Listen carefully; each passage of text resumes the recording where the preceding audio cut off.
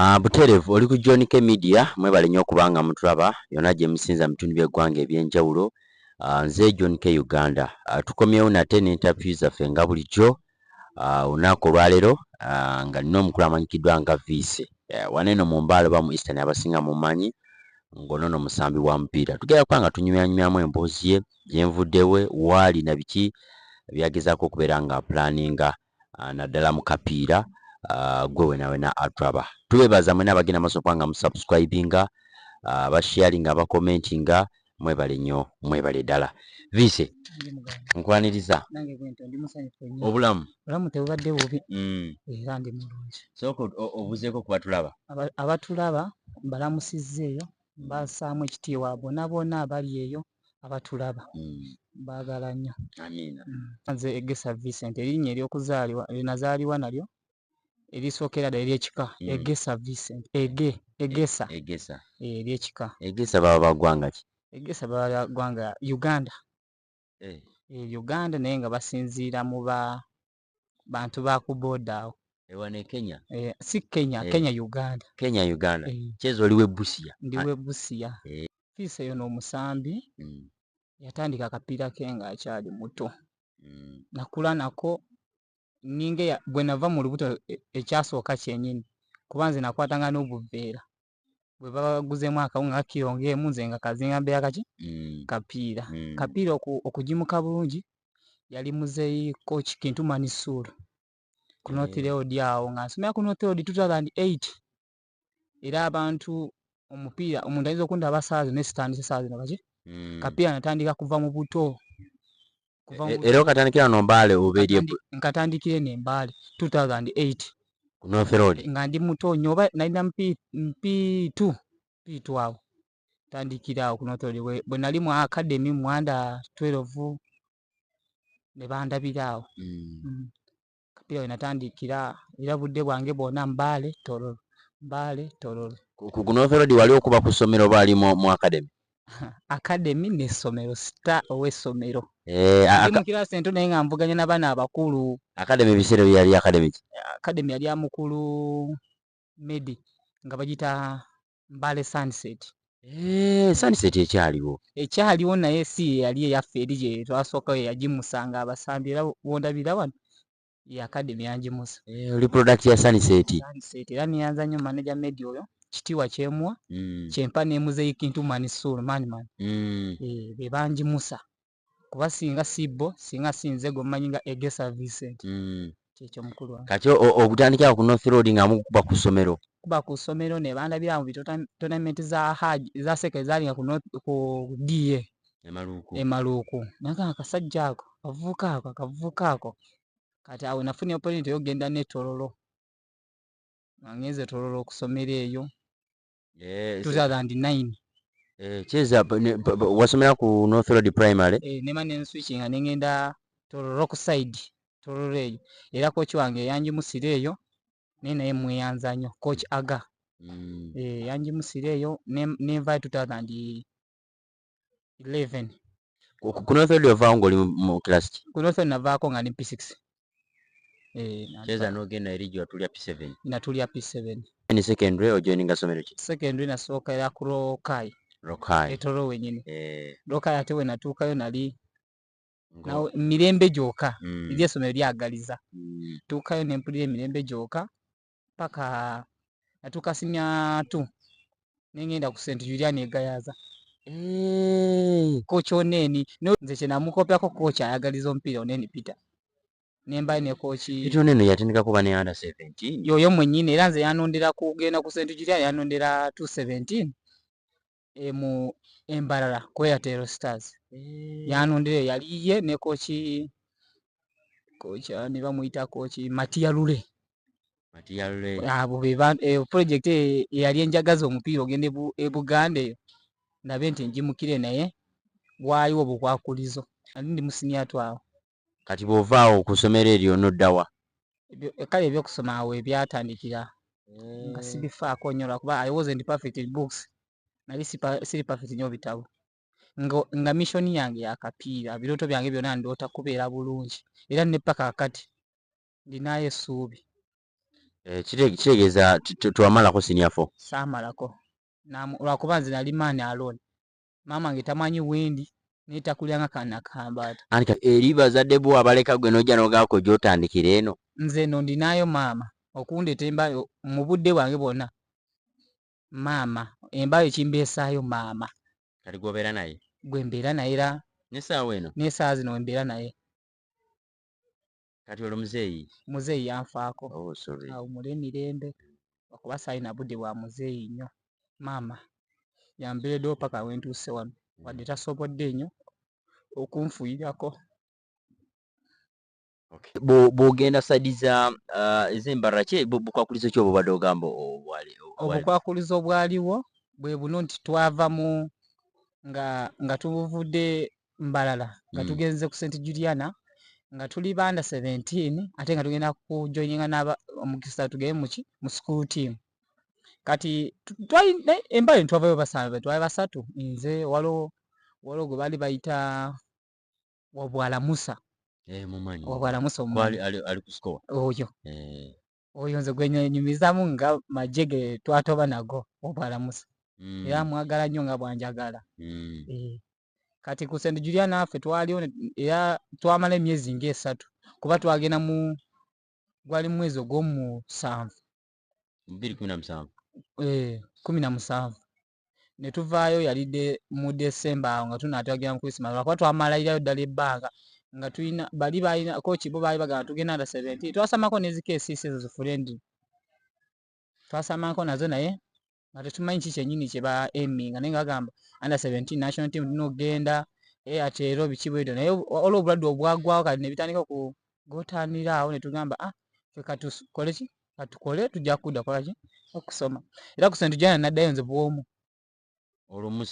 Olwo Musa saamutege oba yagenda ku Manaafa emala okweno we yagenda ye nze nenzirayo naddayo naye nga bwe nkugambye saali mulungi mu bitabo nze natuukayo kutweninga ne school team ndabe nti ntuukiza ekirooto kyange naye mu kiraasi nali mu mwezi nyinza okukiikayo mirundi ng'ebiri. Babola bwe mutyo babola ebyokusoma sinti nabinaako nnyo weapon byo personally nze ndi munafu mu bitabo ng'oyagala nnyo kapiira nze nga kenfuula nga mulimu ofiisi yange era nze n'essaawa zino bwe onsanga mu kisaawe ojja kunyombesa akatini kubanga amanyi nti nzizeyo kwaki okukolerera. Bwe nava eyo nga nvudde eyo n'adda buzi wano waka nenfuna ddiiru kuva mukwano gwange bamuyita Aloni wa Tororo nga ampadde ddiiru yagenda ku masaza Mubende kubwekula eyo no wabeera waka neyanziza nnyo wantu si wabi ebwekula singa eyo nga ndi Mubende eyo nga ndi kampu yaffe yali Mubende naye nga nze ndi musanyufu nnyo John K okunkyaza kubalaba byonna byonna Katonda oba ya planning laba uyo kunekusaze nakubira gy'oviira era ekyo nkyeyanza nnyo Katonda tomanye kikyali kunjimusira gy'oli Katonda ankwateko kati bwe nali eyo nali ku Mubende kubwekula olwo 2017 awo mupiira nagutambula mu moments ezo nga ndaba nakyendaba bwe nagendayo bwe nti namala wicket nga banatera ofuna license ntuuseeyo nalina mu ttiimu yakubiri ne banteeka mu namba 3 Coach Kabonge Alani Kabonge we namutegerera bwe yanteekayo nandaba byenkola ate jjuki awo nakava ku Airtel ngenze ku St. Juliana ndi fresh sijjaako ndi mulungi nengenda kusaza wiiki eyo yennyini bantese mu 3 natuukanga wali nga deliver nga yeeyo siirire futane nga ntuuka ku right nentekawo enkota nga tuteeba ne bagamba esi namba 3 namba meka 11 tumusukinga ku 7 11 ku 7 nakuteekawo mu wingi ne banteekawo nikikolerera kati bwekula wakubako nakubako mwaka mulamba ne saagumalako second round saamalako twafunamu awo butaakanyanga bwa tiimu erimu manager ne coach nga beesika ate nga nze ndi kati awo nzudde omutendesi wange Coach Kabonge nangamba vise gwe kakkana eyo mulimu gujja kujja gwa big league nkole ki oyo kabaka bigirigi nga nzize saddayo second round nzize ndi waka wakubako paka wakati wulira nakubako paka wakati first round uli kanegwako nenkomayo embaale bwe nakomayo embaale laba mida bwempita mida eyo yali muri gyono onfuna ngeri muri gyono nga tuli kwagala kugireeta muki mu bigirigi nga ngenda n'omusambi mumbaale nga nvuddemu n'eddancu ate nga dancu ali fresh akava muki musiyalawo onfuna nasiyala ebiseera byakagwawo weebali muganda wange awo nga tutta omulimu awo nga esoya oli gifuna ndikakana kambata netakula sina tata sina maama ye mupiira tata ye muki emupiira nengende malaba kocha Elisa yanjagaza ebiseera emida yaleeberanga ebeera busiya yaleeberanga malaba nga ntuuka malaba kocha Elisa nga nfunira ennyumba mmere weeri buli kimu weekiri naye nga mutamu tetwakwatagana yali tamu ez'okunegotiating ki kasente tomanyi signing for gya bisha kati nze nalaba nti abantu bano bali kumpambya nenkumala nenkuba training nga nkuba bukubi nkuba training amanyi bwe tomanyi na kijja oganze kankube tunalabira eyo lwakuba kochi wange Elisa yaliko ki kulokayi kati yali kumida nenga kankube kati mba ndi awo ate ono Kabonge Alani Kabonge ng'afunye omulimu wa Lira United Big League kati kumidanga ovaayo ate kati nali nokaya namwawo kuba ino temunaba kukanya tetunakanya oli angambye miliyoni ezo kochi weri kati ng'oyinza okujja emiro ogenda bamuzeeyo ate nga ngambye lumu weeri eno engato gye ziri jangu yaso obalage akapiira tegeko omukono era n'ogenda eyo erira lwakasimu kako Kabonge kati mido gisuula ogenda mu Lira United webale mida yona kochi yangu bene semwe nga kochi ndina byenjiri byeno kwa basajja bo takola ki tebasalawo tebakutula nengamba kochi ani Kabonge Alani Kabonge nenga kochi ndi bubi jagala sente kale otuuka eringo saninga kasaninga onfika bukade busatu ku busatu obwo twalabagana nga ffe ne kochi wange abayina okuba kukatwalako ogwo amwako gwenga gwe nze nsimba yange nenga muzeyi kano keka nyama kilo ekubeeremu n'okuba kulira Lira naliko season namba oyo 2018 wenyini awo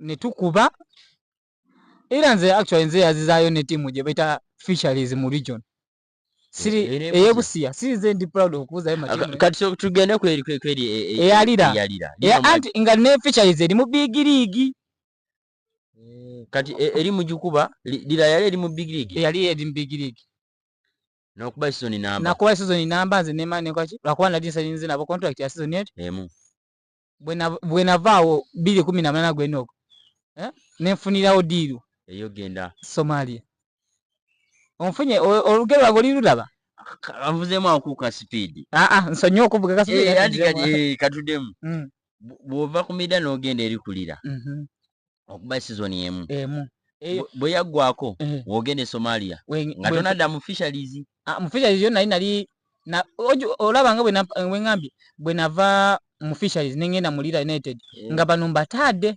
abamida lwakuba naye sinaatayako muki nga ndese mukwano gwange dancu ye yali amaze dokutaje okusayininga bano amaja bagamba nze ndi kuna nagira biki siri kutula naye nga bo tebantuukirira nga bagamba ndi muki nenze obuyaye bwange ke kapiira abantu banotinga bintu Vincent Muya naye nga akapiira ako ke kanfula okubeera muki mba ndi awo kyeyawa kiboga yange mwenyini oyo ne mu meetinga ani kyeyawaayo bamuyita ano wa Bugisu United Wycliffe nampita mwambu bwe yampita nangamba ati yaya oba nyaba nkubuza ati yaya oneza mu tiimu yinyaye ati Wycliffe nti njagala akasente yakusanga busanzaawo nangamba nti njagala gwe n'eddancu n'abasambi abalaba ewaka kati bwe yangamba wani saayinako kuna nagira ona lwakuba saayina mulimu nembeerako awo naye nga omubiri gwange si gwe guli gwennyini ogugenda bbawo ekituufu kyennyini nga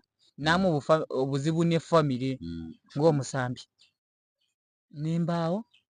nembaawo first round yona nali mu tiimu eyo nemukuba netukuba second round covid awo yagira nebanga ebikwata mukaawo nensoka nengamba akansoke nkole ki nsoke nsotolinge kate ebirozo nabiki bingi nengamba omusajja Wycliffe nemugamba banonigeko muki timu ogimanye bayota Erigoni Millers yada bamala ne bagisalako Erigoni Millers waliwo nenda bagiyita timba ekimuzeeze ebbiri kati nze nagenda eyo owa Dani nemugamba Dani netwogenda Dani muntu nga aba ategeera ebyakapiira mugamba Dani yakulembeka wano wadde siri fit nnyo nkolagane naawe ziramu ate okulaba ng'ate oli ku Heroes waddamu okunanga ndi ku Heroes nga kochi Abbe Kikomeko season eyawedde Abbe Kikomeko yangamba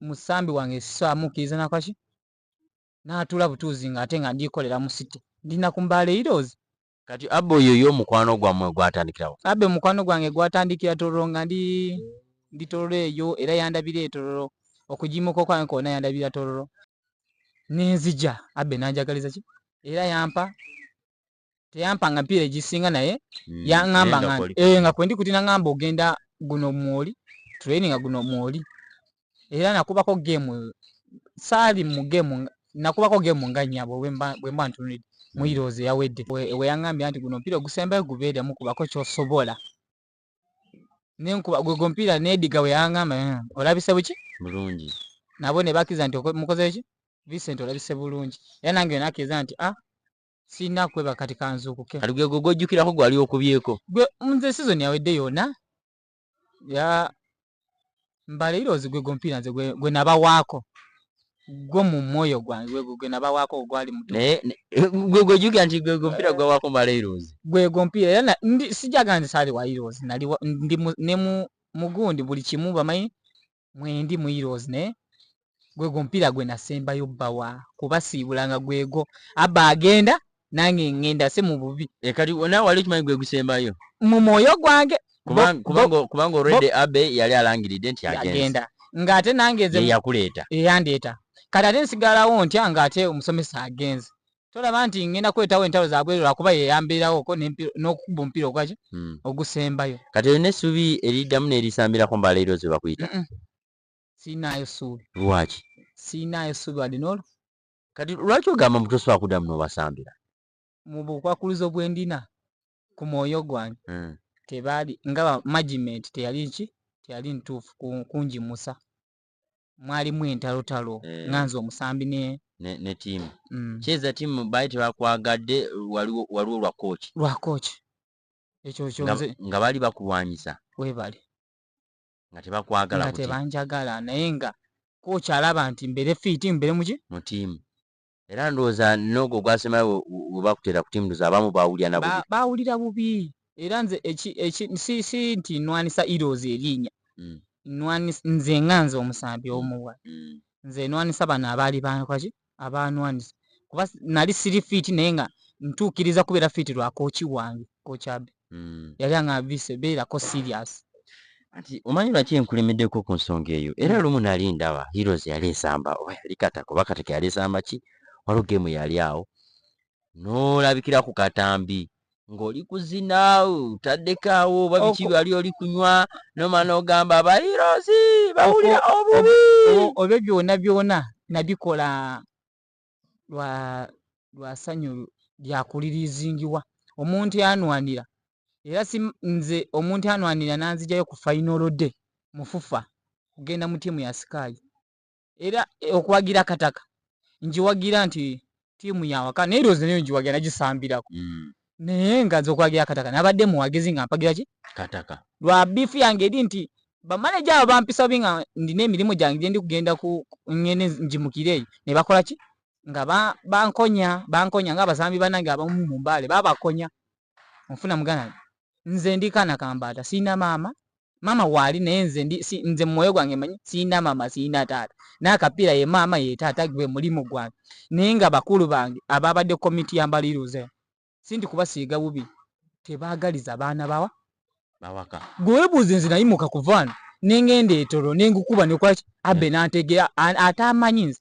aba you know nabudi ate nze gwe ntamanyi mba you know nabuki but the person who knows me he knows who I am now manyi Vincent yani yeye mwenyini nga yengo omusambi nava ku Heroes era neyanza nnyo mukulu gadi we bali kumbeererawo okunzijamu komera kati mbuuza kati bali balemedde ne license yange nze bwe nabawa na savinga nabo nga ndi ne coach kan abe yangamba oli season yet emu kati lwaki muteekawo bukwakulizo nti twasayininga biki nze byo sabisayiningako ekatwatuka ekiseera ng'oyagala kufuna tiimu naye nga balemeddeko era okyali musambi wa Heroes webali era byebimu bye bakola abasambi bananga ab'omumbale muno okugenda kuva mu Heroes ng'oli waakano kiba kiki kiba kizibu tebakuwa mupiira ozanye tebakuwa kasente naye ate balaga nti oli waabwe eri mufufa nze natuuka n'awantu maama nge bwe yalwalira bansalako n'esente zange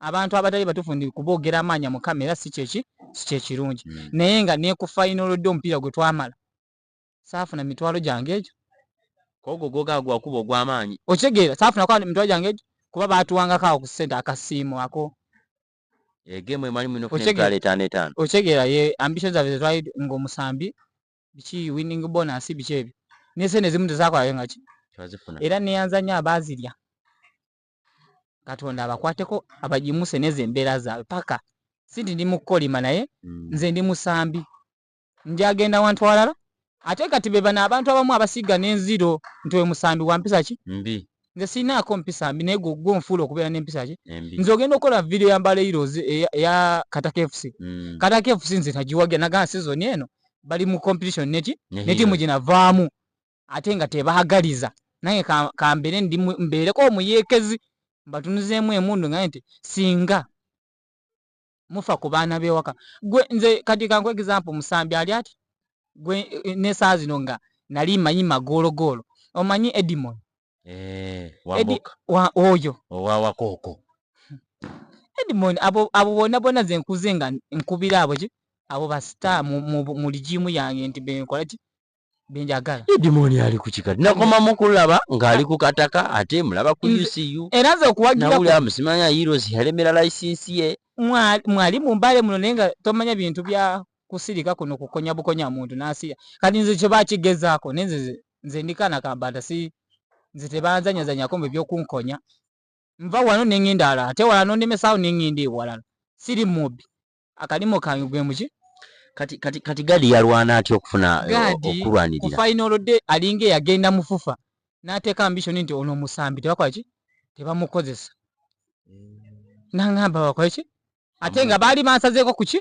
ku tiimu jjukira nga baluutinga nze baali bansalako dda ekyo bangambye nti olutalo lwali kuba maneja bano nze era neyanza nnyo video yange eyo bantu kugitambuza oba gwe yagitambuza oba bantu balala nze neyanza nnyo nemanya nti Vincent gyali muwagizi wa Kataka FC muyekera wa Heroes okigera ate nga naliko omuntu waabwe nze siyekera nti Heroes linnya njekera abo abaalimu abakulemesa abanemesa ate abataagaliza abaana bawaka ekintu kirabika biki goyinza ogenda Kenya n'otasanga bana Kenya nga bantu nga bataano mu tiimu ate nga Munauganda mwali mu Cameroon mwali nefe wano Mbale kamba kwasa ebirungi mu Super League era gadi alinga nze sina byamanyo naye nga alinga yawako Heroes ekintu ekitini ne bakola kaki ne bakiza mu system ogundi yange ngenda muki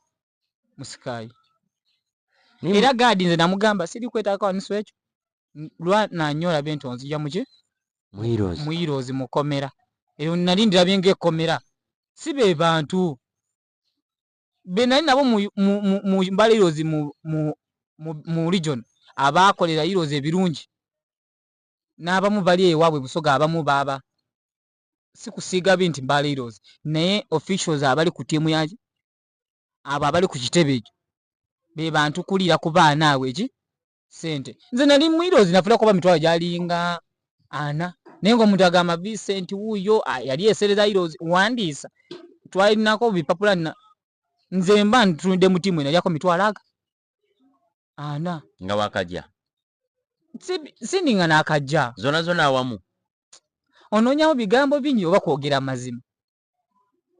Nze ne mwiro zaafunako nti engaato bate bafanye ku bantu bali be bamulisa wala bali abakajja be balaba nti baki bagenyi ne abo baba batomezo baba birungi be baba basubiza simanyi ochege nefo wewaka owaka mwenyina akulwanisa lwakuba gogambye nti njagala emiliyoni n'engaato nakubuuza wevise limugera omuntu yake sente alinga yagenda asaba mu kisaawe nenga yali kuteekawo embeera zona alwanisa gwalabe nti tofunako ezo sente nenga ye kati nze bwe mba nfunye omulimu lwaki oŋŋaanirako toli kumfeedinga nze kale nagamba nti siri mu kampu kale nfuna akwadde kiro ago gabeereko ewaka oba n'ebijanjaalo nenga ekintu bwe ekyo kyakola ki kyagaana oyinza okukola otya okwata otya ente oyagala mata naye nga togiwa ki muddo.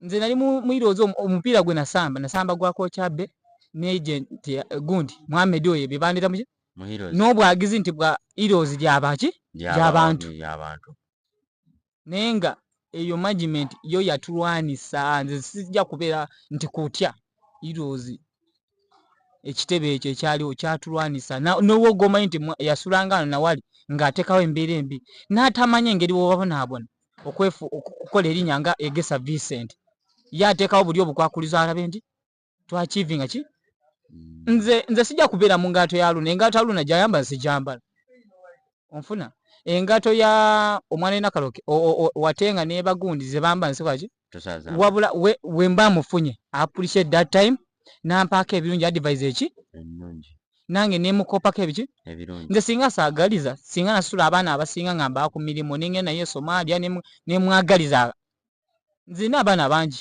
ng'abantu nga bana ebusoga eyo ntambula nabo njagaliza naye gwe oba tonjagaliza oba nga nasimira eki entaana kati ku Sky kuno ku mu kisaawe ng'ozanya Sky eno ye ttiimu gye nakanya naye nenjigamba bwe bamunzije saagala ki sente era neyanzanyo gaadi mukulu yalwana entazanyi nakaki obudde bwengenda abumwa bwe buno nga season anti yasigadde muki yasigadde mu region kale tugenda kudda ku meeza negotiating nani ne Sky wepale mwe mwandabanga mu mujozi naye nga yesese yange yali nga bakyagikwatirira mufufeeri nga gaadi yangamba magogo agenda teekako ki obitegerayo eno nga bakyanga lujo ne afa wano bakyanga era n'amatiimu agamu nago tegafuna ki naye nga nze n'emikono gya Sky esaawa zino era kati season ejja bw'omugenda okukaanywa obakubire kyekituufu kyenyini ekyo kati wabaawo ttiimu nejjange badde ekwagala